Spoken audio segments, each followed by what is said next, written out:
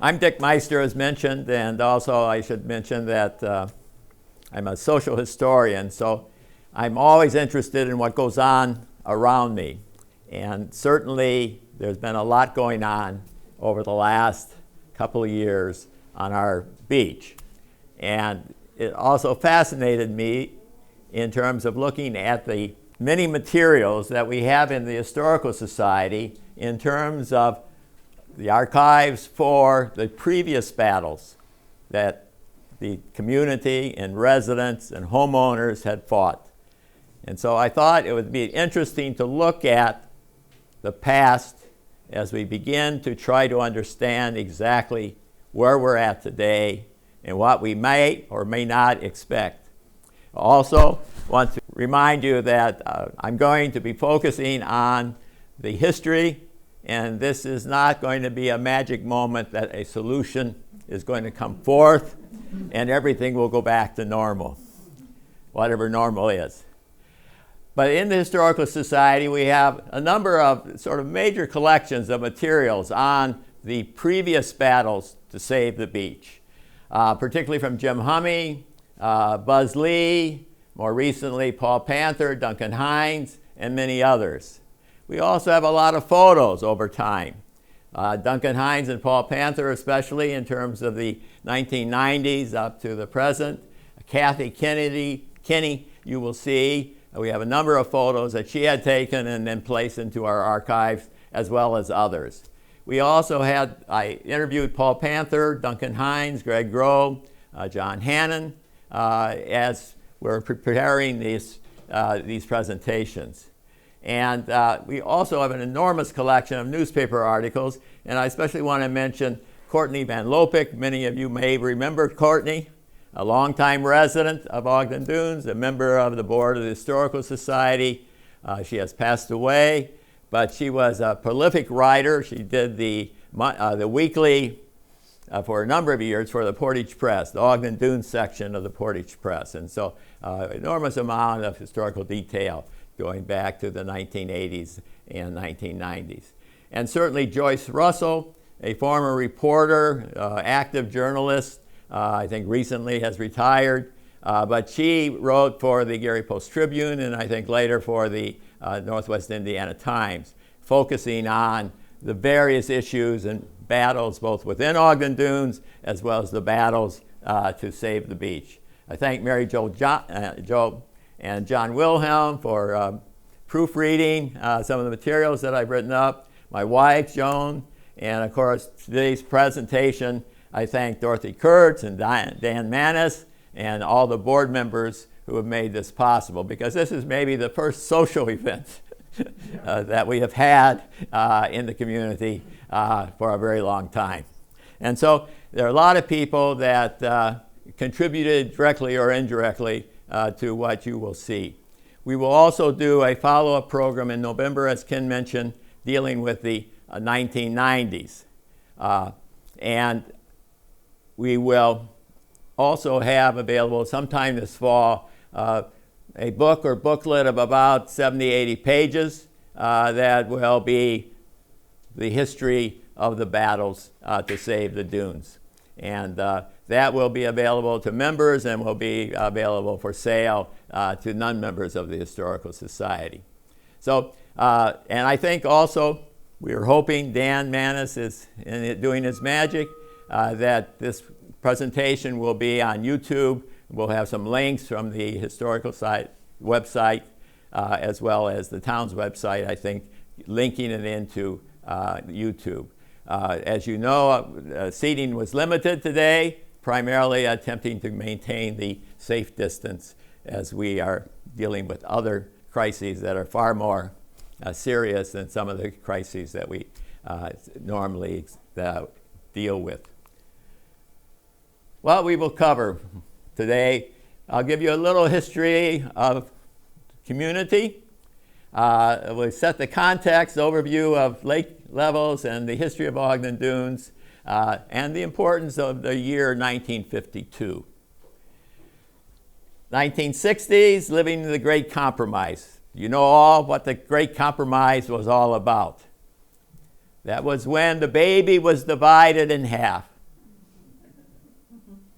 The Indiana Dunes, half of it, in a sense, went to the Port of Indiana, Bethlehem Steel, National Steel, and half went to creating the Indiana Dunes National Lakeshore. That occurs in the 1960s. It was overseen by John F. Kennedy about a month before he was assassinated, and carried on by Lyndon Johnson. And then we'll look at the challenges, the battles in the 70s as a result of the Great Compromise, partly, the challenges of the 80s, and then what we expect entering into the 90s. There was an article that Susan Mahalo had referred to in her Facebook, and I pulled it up. It was Indiana Geological and Water Survey. And I think it's very helpful if you look at this in terms of the lake levels. And this is, of course, is what we are dealing with today. The lake level now is above the record level in 1986. But you see the high levels, 1929, 1952, 1973, 1986, and 2020. The rising and the falling of the lake. For Ogden Dunes, many of you know, of course, in 1923, Samuel Reck, along with Colin McKenzie and Joseph Boo and other investors, purchased the Ogden Tract, approximately a mile of beachfront and about 3/4 miles of sand dunes. And that was in 1923 to establish a dreamlike community. It was incorporated as a town in 1925. 1927, we all know the ski jump from 1927, 1932. 1929, 1938, of course, the Great Depression. That pretty well took care of those dreams. This was one of the brochures. You see the Ogden Dunes Harbor. And you see the breakfronts that were planned to be built by Ogden Dunes. Of course, that today is the Portage Harbor. And then you see the golf courses. That would be part of the planning. There were riding stables. And this was a part of a brochure. And this was the entrance down here below, as you see. And on the dune, people looking out over the wonderful lakefront, and you see the steel mills to the west. However, when Samuel Reck bought this land, he found that there were some other people living on it. There were squatters. Among them were Dave Larson's grandparents, and they ultimately bought the lot that they were squatting on. But this was his grandparents back before around 1923.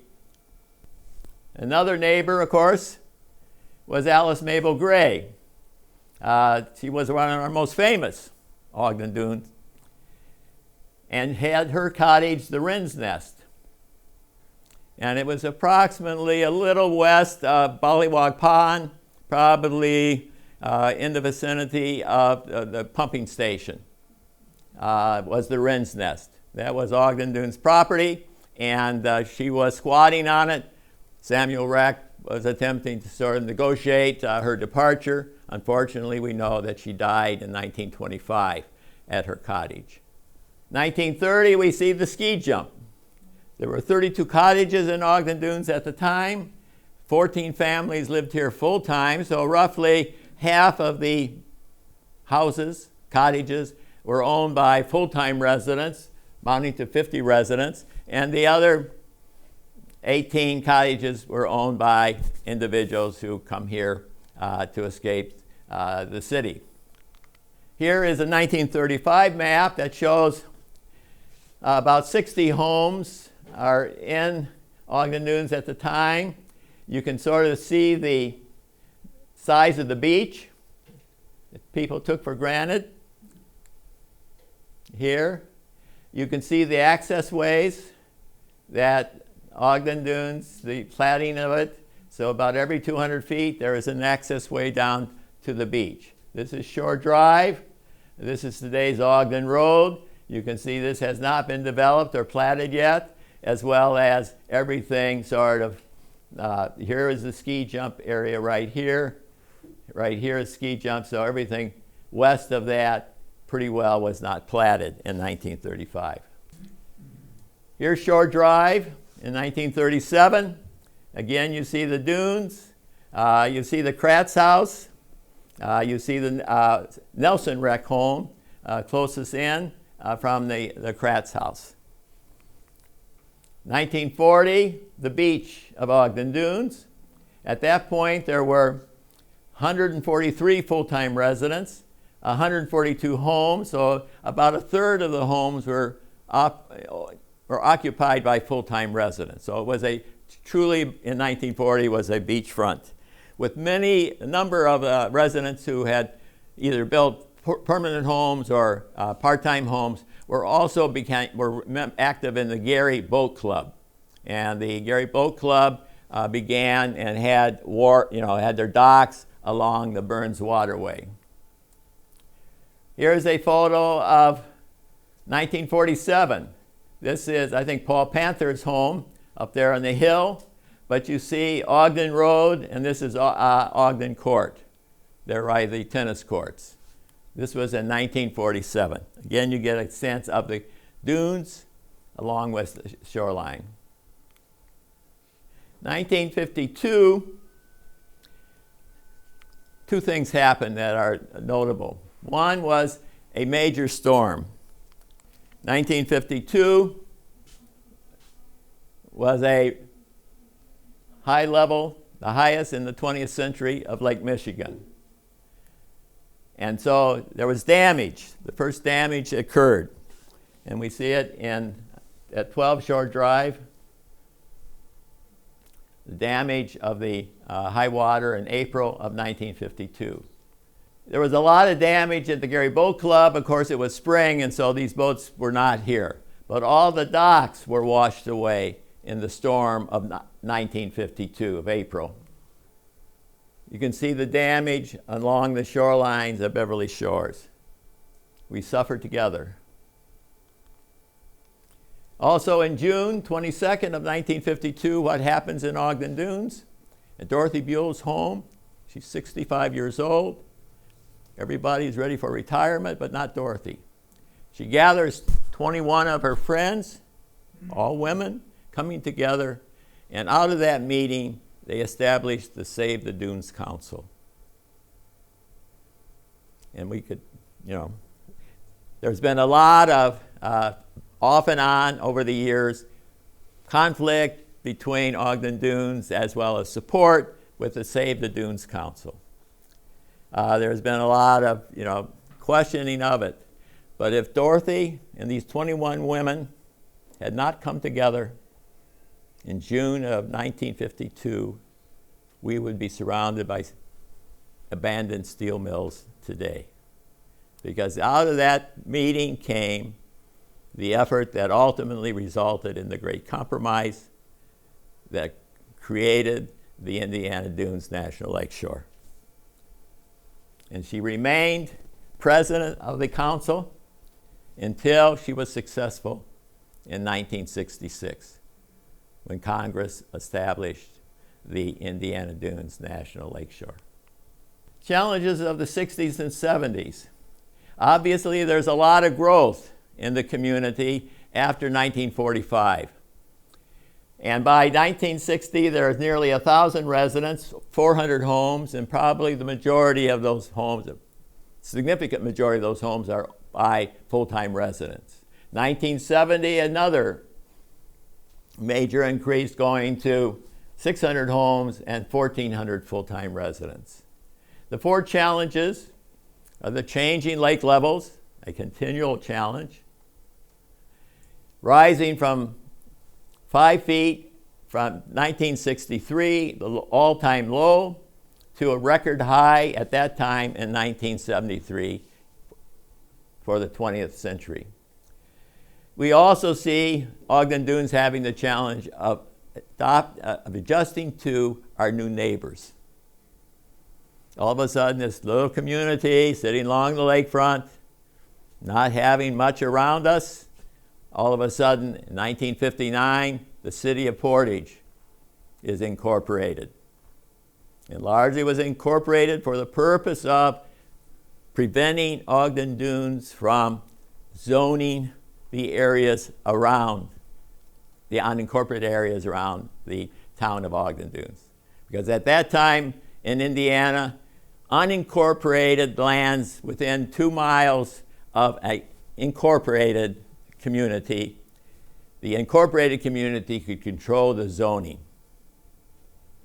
So to offset that is the state of Indiana wanting its port, they encouraged the incorporation of Portage.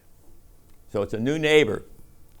Another new neighbor was National Steel, or what today Midwest Steel, in 1959, building a mill. And then, of course, the Port of Indiana, construction began in 1965. 1966, 1964, Bethlehem Steel.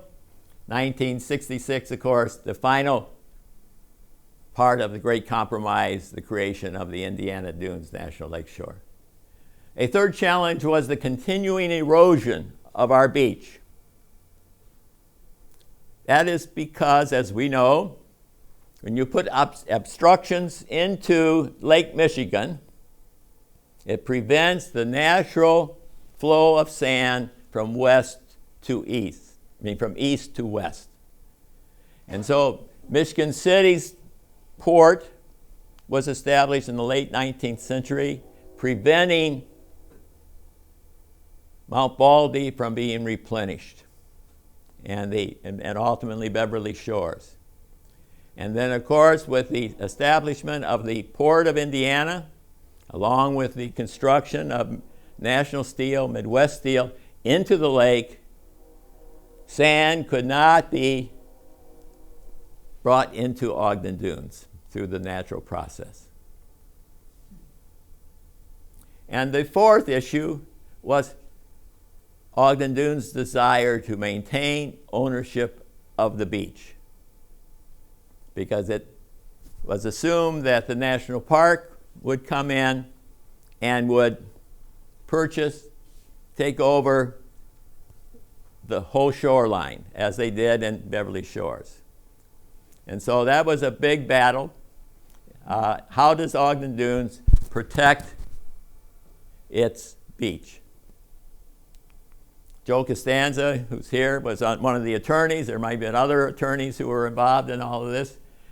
Here again, you see the changing lake levels from 1964, an all-time low, to 1973, at that time the highest in the 20th century.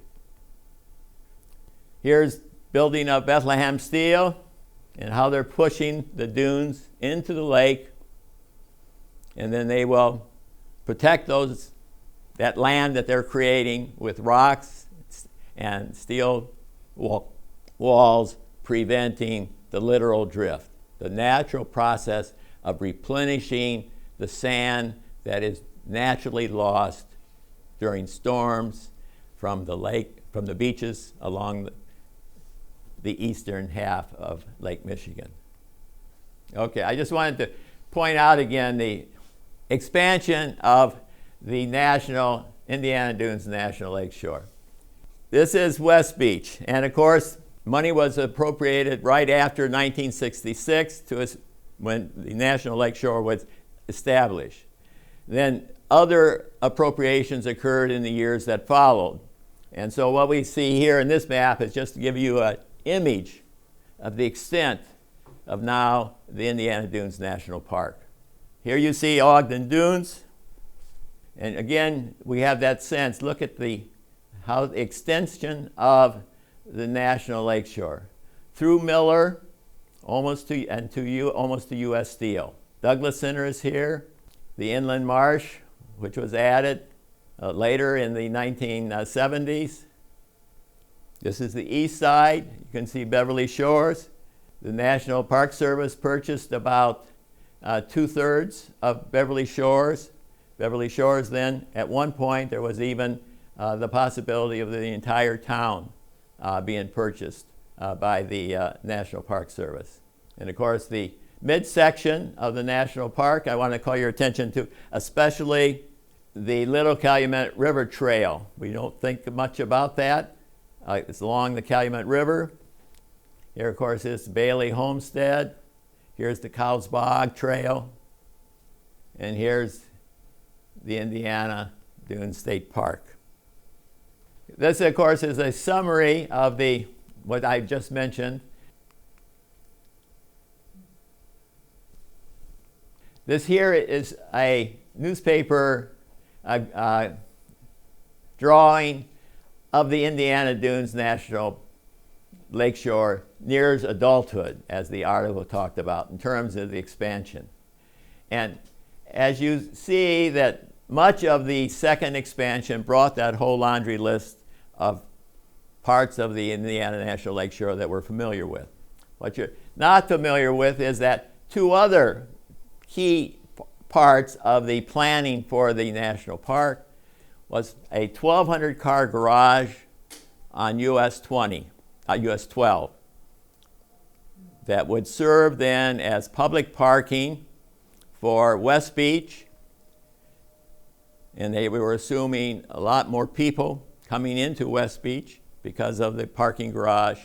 There was also then to be continual bus service that would link all the parts of the national park together through bus service, and even at one point they were talking about a small rail way to move people from as far east Miller Woods to all the way to Mount Baldy. This gives you a sense of the literal drift of how sand is prevented from moving westward. This is the edge of Bethlehem Steel. So that smokestack is, I think, NIPSCO. But you see, 1967, before the Port of Indiana was created, that you see where the natural shoreline would be. Then you see 1987, and then you see 2008. And of course, I don't have, but if you take 2020, you could add another 150 feet of sand against where the U.S. Steel, or Bethlehem Steel's small harbor is. This also gives you sort of a sense of where sand is built up. Then you have the impediment. You have the erosion without the replenishment of sand in Beverly Shores. If you come down here to Ogden Dunes, you have erosion, and of course they did not include the arrow showing the buildup just east of the Port of Indiana and NIPSCO and Bethlehem Steel. And then if you go further, of course, you have U.S. Steel, and you have a buildup between Miller and U.S. Steel.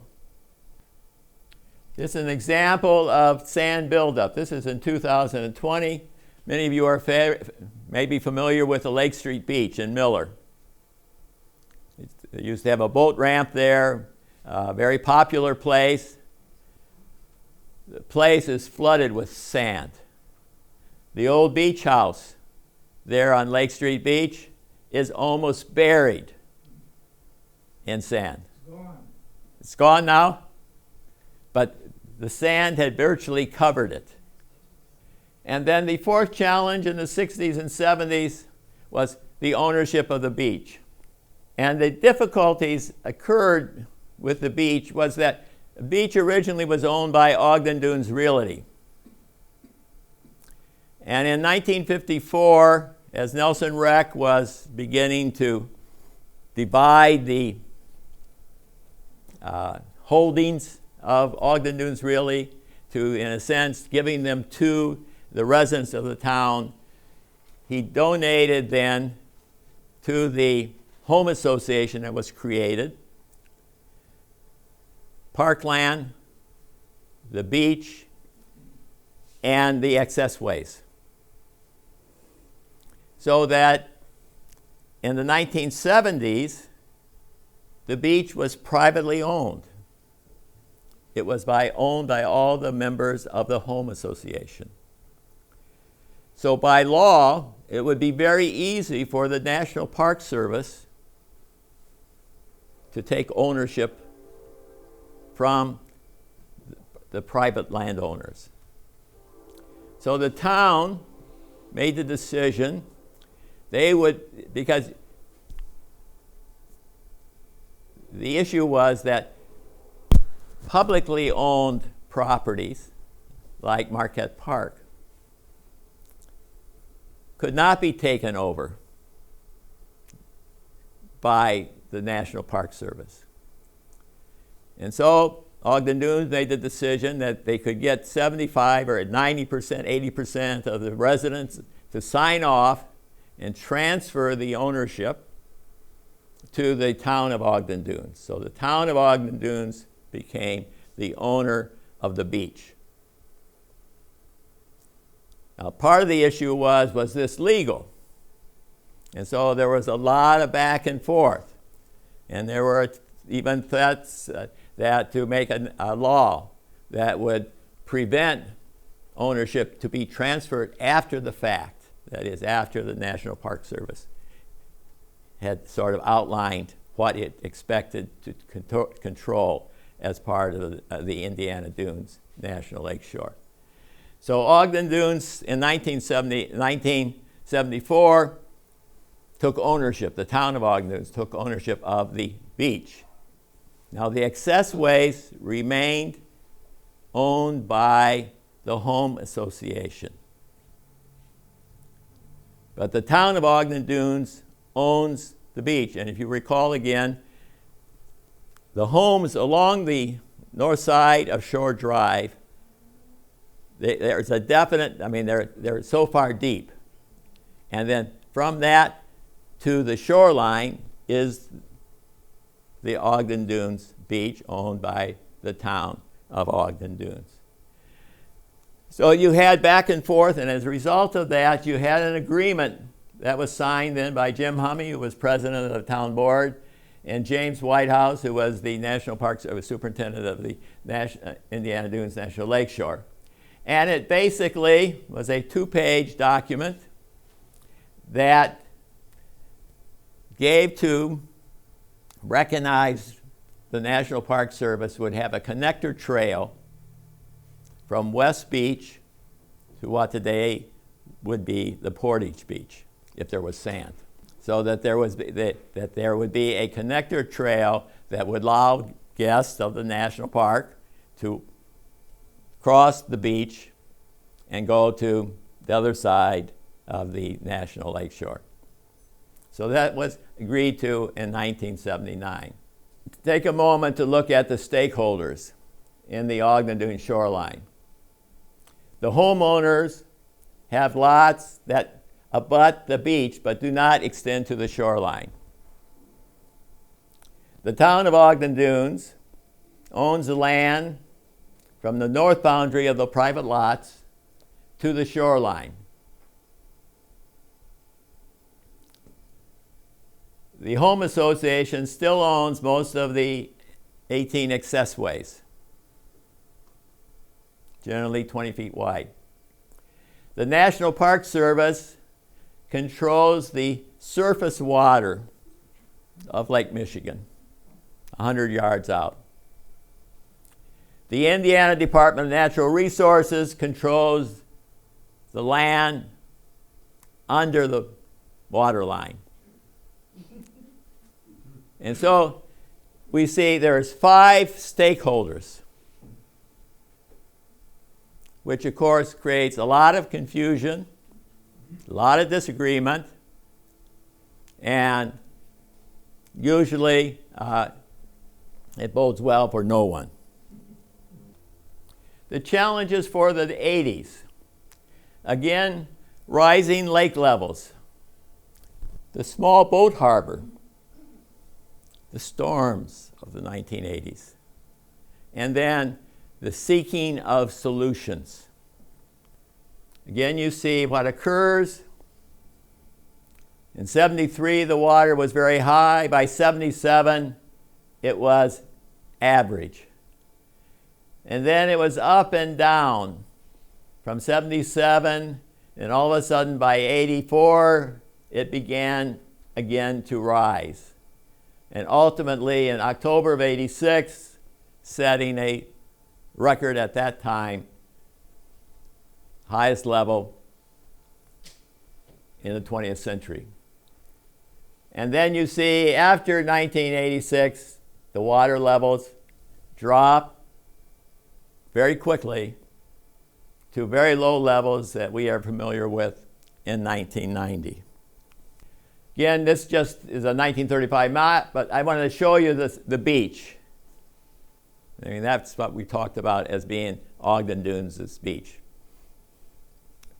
Of course, it no longer is there. And you see the accessways then to the beach. As I mentioned, most of those are still owned by the home association. The second challenge was the small boat harbor.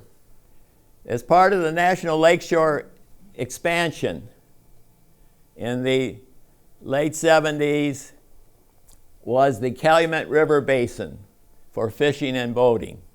And that also, the state of Indiana was very interested in that because they saw it as an economic engine, resulting in the ability to establish marinas all along Burns Waterway.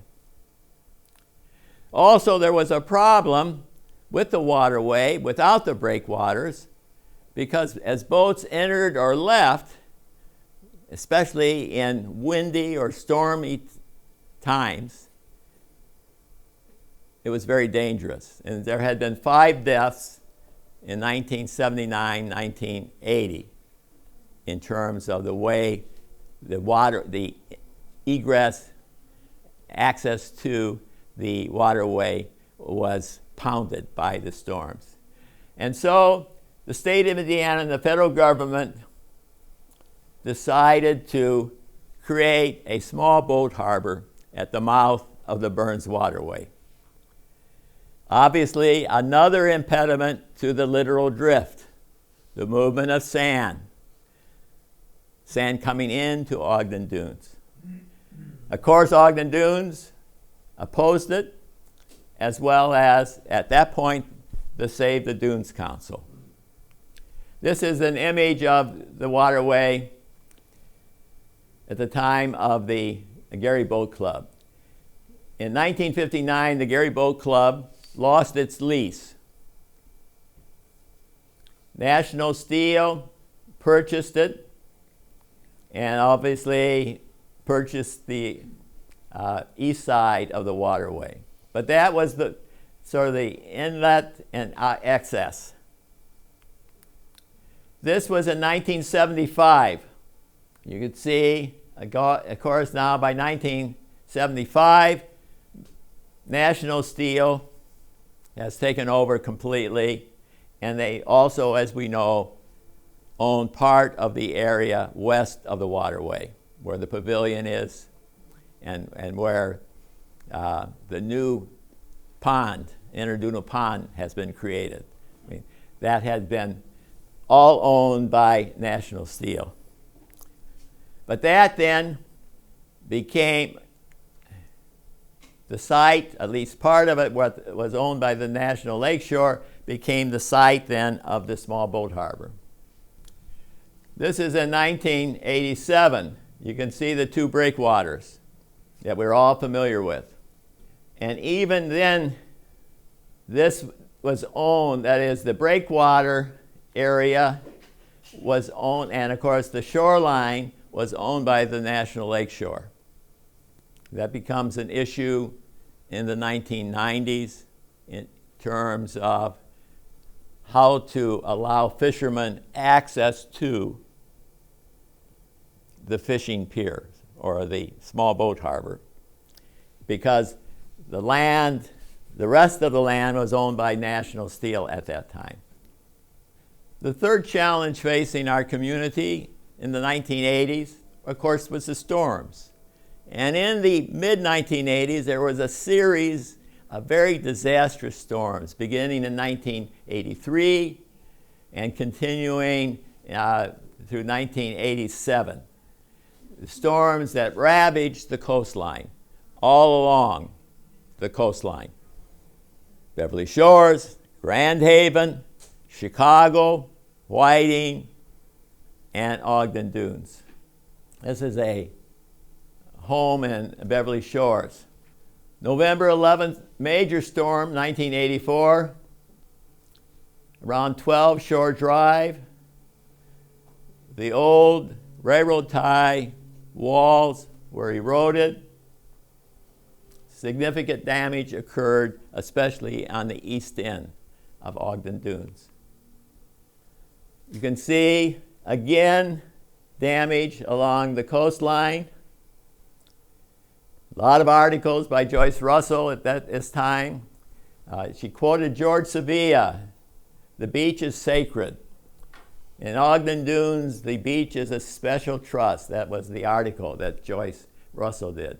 And she quotes George. Many of you may not know of George, but George was a scientist, lived in Ogden Dunes, was a founder of the Historical Society. His home on Ogden Road still exists. It's owned by his son, who lives in Texas. And about every 2 years, there's a big reunion of kids who grew up in Ogden Dunes in the 1950s and 1960s. And they come for Memorial Day, and a lot of them stay at George's house, George Jr.'s house now. But George Sevilla was a scientist and also an ecologist. And he said, to quote, Joyce Russell quoted, "Residents with problems will walk the beach as a means to reflect and to calm themselves." And then he went on to say, "If I were a dictator, no man-made structures would be built within a half mile of the lake." And of course, we're not espousing, and George wasn't espousing, that all these wonderful homes in our community be removed. But he was reminding people, if you looked at that first map I showed you, that in 1849, the scientists estimate that the lake was about 10 feet higher than it is now, from studies that have shown the rise and the fall of the Lake Michigan. And a lot of that has been controlled by now, controlling the flow of water from Lake Superior. Of course, that was 1849 was before the Chicago River was reversed. And obviously there is a lot of water that flows out of Lake Michigan down the Chicago and the Illinois River. But George was quoted by Joyce. You can see the sandbagging. Does this look familiar in terms of the destruction of the November storm? So what also protected homes on the shoreline was wooden bulkheads. They failed in February storm. The May storm, you could see 28 Shore Drive, the damage that was done. Yet life went on in the community, coming together. Here was a photo by Courtney Van Lopik showing two Cunningham sons and Lars Nelson. Another photo by Courtney was the Women's Club with new officers, Fran Thompson, Linda Poxa, and Aurelia Costanza. April, Grand Haven.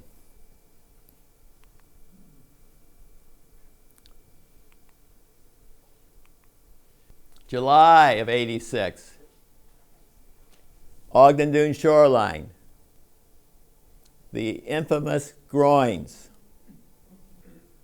October of '86, damage far to Ogden Dunes up to 72 Shore Drive. Chicago, January of '87, see the damage along the lakefront. Major damage to the seawalls, subject to flooding of Lakeshore Drive. February, 73rd Street in Chicago. Storms, swept across Lakeshore Drive into the parking lots of the apartments on South Lakeshore Drive, inundating the cars with ice. March of '87, again, Ogden Dunes shoreline. The fourth challenge of the 1980s, of course, was what do we do? What can we do? What can we do to protect our homes? What can we do to protect our beach? One of the first things that the town did was to file a suit to prevent the small boat harbor in 1984. Joined the Save the Dunes Council and 4 homeowners to try to stop the construction of the small boat harbor. A month later, the town entered into a consent decree with the Army Corps of Engineers because it was suing the Army Corps for allowing the small boat harbor to be built. The town basically said, okay, we're not going to win this lawsuit, but we want something from this. And so the Army Corps then agreed that there would be depositing of the sand that would be dredged to create the small boat harbor would be brought to shoreline and ultimately reaching the Ogden Dunes beach. And the Army Corps agreed that it would give 5 annual reports looking at the impact of the building of the small boat harbor upon the Ogden Dunes shoreline. So those annual reports, it was hoped, would call attention if in fact the erosion occurred at a much more rapid rate than what the Army Corps expected. Basically what the Army Corps said, that all this dredged sand that you would receive, either directly or by the fact that it's next door to you, that is us, would come on would move, of course, to the Ogden Dunes beach. And that it would take something like 20 years for all that dredged sand to, it would replenish all that dredged sand, as if you recall, years ago when it was on West Beach, on Portage Beach. All that dredged sand, it would last 27 years in terms of protecting the Ogden Dunes beach. Also, what the town did was the town council, after the consent decree, then established in 1984 the Beach Nourishment Committee. There was a seeking of solutions. They had Dr. Edith McKee spoke on artificial seaweed that would be implanted into these sort of concrete groins. If you have the seaweed, it would capture the sand, and somehow it would protect the beach. The town board, by a margin of 3-2, vote continually, often, a number of times, to install groins. What are groins? Well, you're all familiar with them. You've been down to the beach. They're bags of concrete that were to be embedded in the sand. Some would be H-shaped, almost H-shaped, in front of homes. And then there would be 950 feet fingers that would extend into the lake. 3 at the east end, 3 at the west end, 3 in the middle of Ogden Dunes. And that would capture sand and protect the shoreline. They also hired Dr. William Wood of Purdue to identify options available. What's the best way to continue to protect our homes, our shoreline, our beach? You can see here the image of what was called the Holmberg solution, because Dick Holmberg and his company were selling this idea, and a lot of communities bought into it. In some places it worked, other places, of course, it didn't. But you could see the 9 fingers that are drawn up here. And you see then the shoreline. There also was a community fund called on. It was recommended homeowners directly on the beach would contribute $500. Those living on the south side of Shore Drive would contribute $300, and those living in the rest of the community would contribute $100 for the purpose of raising $90,000 to build these 9 fingers that would extend into the lake.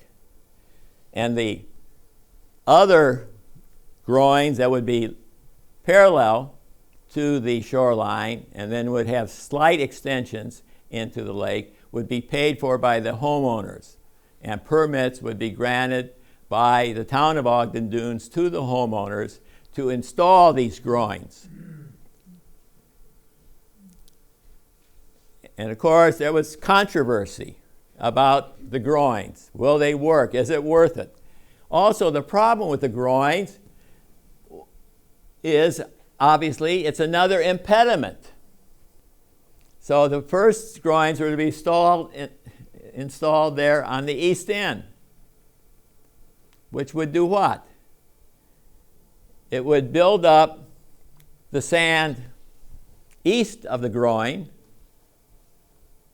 but the homes, the beach west of the groins would be further eroded because what little nourishment that would be occurring that would not be occurring. Of course, these fingers, they're never really constructed then. And I should say, the town council voted many times on this issue of groins, and it was always a 3-2 vote. Christine Costell and Courtney Van Lopik were the 2 council members who opposed. Here's those semi-H-shaped drawings in front of homes. Here we see at 28 Shore Drive, taking down the dunes, creating a level beach, and then installing the groins. Here you see Kathy Kenny, who's taking these photos, walking the newly installed groins. Dr. Wood, when he completed his 29-page study, he made the following statements. Beach nourishment is the only long-term solution, but it would require $2 to $5 million a year. Groins will not work. He said, quote, like using a Band-Aid as a cure for cancer, unquote. He stated armored stone revetments are best for the short term. Steel piling walls are also a short-term option. But he stated, ultimately Ogden Dunes would develop a coastline similar to that at Beverly Shores, with little or no beach and a rock or sheet steel piling shoreline. Wood also, in his, obviously reading his report, you would become very depressed. Because he also said that the 140,000 cubic yards of sand from dredging the Burns Waterway would not last 27 years as the Army Corps promised. But he said it was only going to last 3 to 5 years. What's interesting, of course, as we look at the past and look at the future, if you go down to Portage Beach today, what are they doing? They're dredging. They're slurring sand onto the beach. And they make the statement that this is an experiment to try to prove that sand replenishment is the only answer to protect the shoreline, as opposed to rock revetments or steel piling walls. Of course, Woods, of course, says this back, and everybody knew it. You don't need to have, but of course, the National Park is now saying we're going to do this is a test case showing the greatness of replenishment. And of course, we all agree, if you had $2 to $5 million, certainly the beach would be replenished. This was the slurry system, similar to what is going on today. If you go down to the Portage Beach, you see they're slurrying in sand. This is from the dredging of the boat harbor in 1985. This is looking now west, and you could see the beach being reestablished with the dredging. And of course, we always have had sand being dumped offshore. And this is a photo of 1986 because NIPSCO, at its Bailey generating station on the other side of Bethlehem Steel, as we know, has a water intake into the lake. And what happens, because that sand that is moving east to west cannot move west, sand builds up around the water intake valve pipe at NIPSCO. And so year after year, they have to go to the state of Indiana getting a permit to move sand from that water intake to where? They bring it to Portage Beach or our beach, and they dump it. And that would be all well and good, except they dump it so far out that very little of it reaches our shoreline. And so that, what you see happening today at Portage Beach is that they are slurrying sand from the mouth of the small boat harbor onto the Portage Beach. And that should, ideally, NIPSCO should have been doing that, 50 years ago. Unfortunately, that has never occurred. But the fact is that some of that sand does reach. So I'm not saying none of it reaches. Some of it does, and it helps.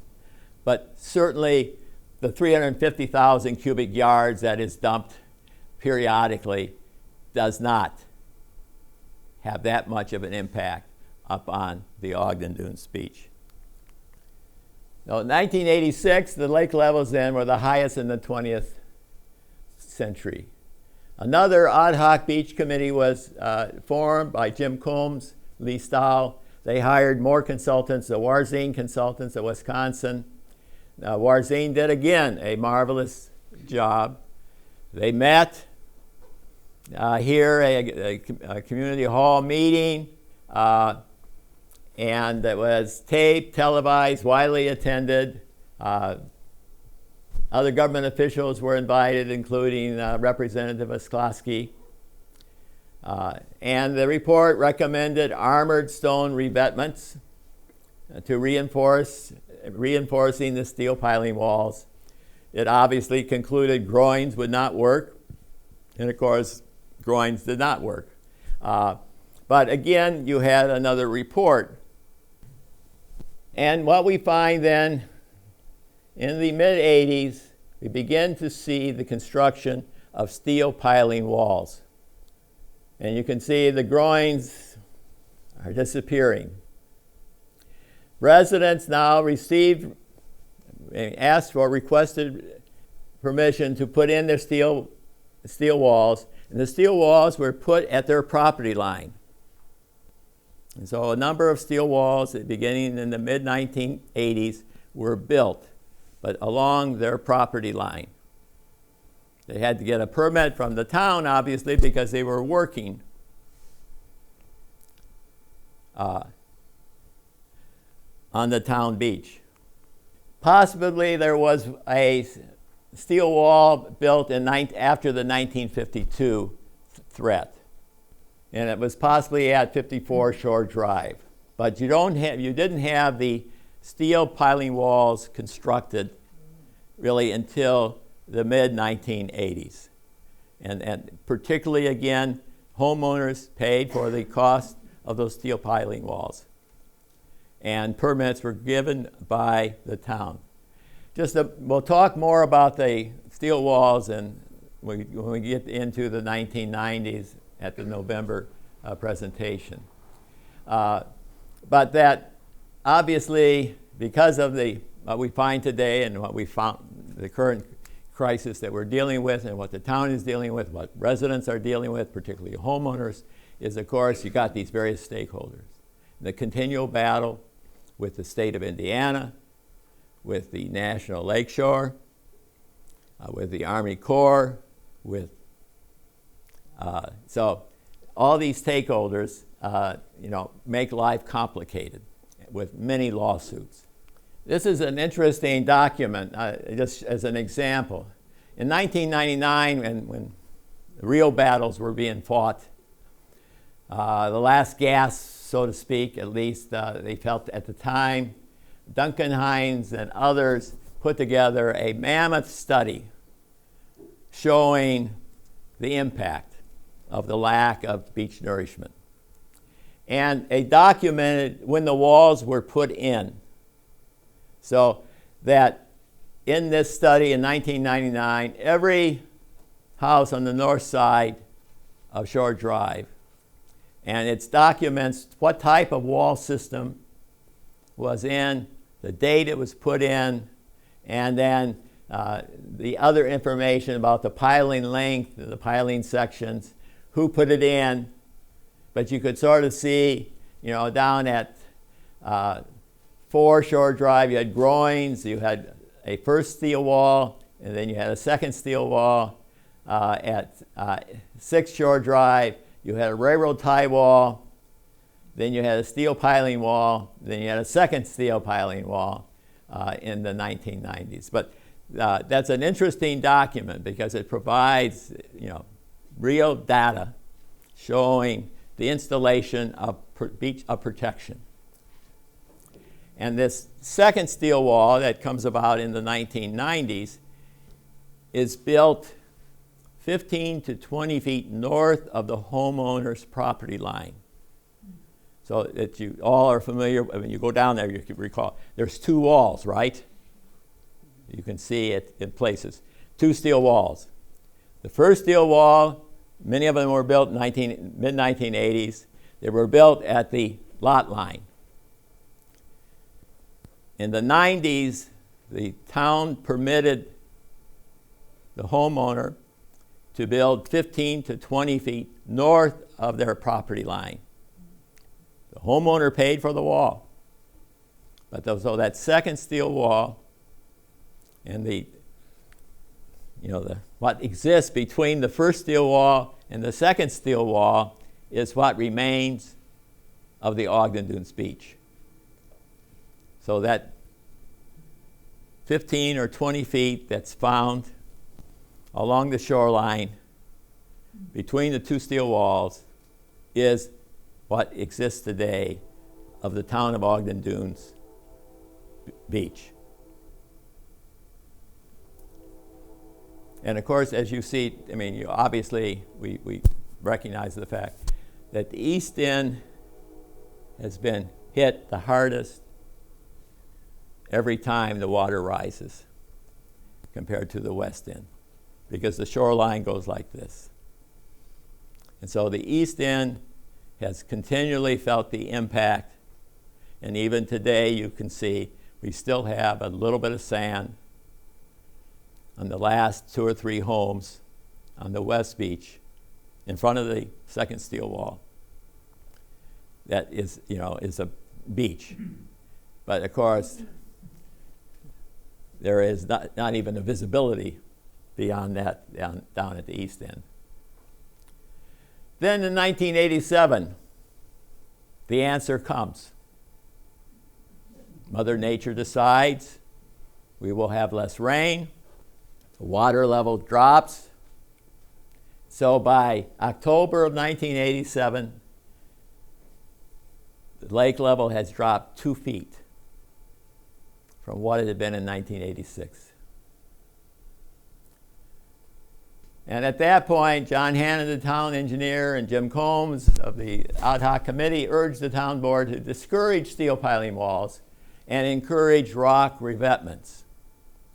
And of course, today we are living with rock revetments. As we all have seen, the trucks carrying these gigantic granite stones to protect the steel walls, the second steel wall, and to also protect the first steel wall. So we have rocks. Also in 1987, the Home Association was regularly measuring the extent of the shore, the beach. That is, from the north end of a homeowner's house to the shoreline, and was attempting to document whether the beach was expanding or contracting, and measuring it not every month, but probably almost quarterly, so that for a few years we had this data about the changing. But of course, what was happening after 1987, the lake levels dropped. And you can see here the rapidity of the drop. We enter the 1990s. Lake level had dropped nearly 5 feet from 1986. The many steel sheeting walls, as well as the groins that were constructed or installed, were buried under newly created sand bluffs. Nature was at work. Strong winds added more sand into the man-made bluffs. We also benefited from some of the NIPSCO dumping, as well as what had been dumped on the Portage Beach earlier, which was now reinforcing the Ogden Dunes beach. And lo and behold, again, we discovered we had a sunken ship. And so we'll continue the battles in the 1990s. We'll cover in 1994, there was a consent decree with the Port of Indiana. $300,000 was given to Ogden Dunes for the dropping of its lawsuit. It was to be used for buying a dredging machine. There was a scow thrown in. There was $16,000 a year for 7 years thrown in to pay for sort of the maintenance of the dredging machine. 1995, 1999, a major lawsuit was undertaken with New York attorneys. Over $500,000 was invested by the town, including the $300,000 that was for the dredging machine, which the town discovered you could not get very much for $300,000 in terms of a dredging machine. 1996, 1998, again, we have record-damaging storms. We have the installation of the second steel walls. 1998 to 2000, we are seeking federal funds. We want to be into the federal pipeline. The issue was public accessibility. To have, according to Representative Skloski, to have access to those federal funds, the beach had to be open to the general public. Also gave rise to an anonymous donor who materialized 2000, who was going to solve all the problems for Ogden Dunes, maybe $25 million. I'll let you guessing what happens. I thank all of you for coming, and if you're interested in the 1990s, which is a little more controversial than the 1980s, we'll be here November 15th. Thank you.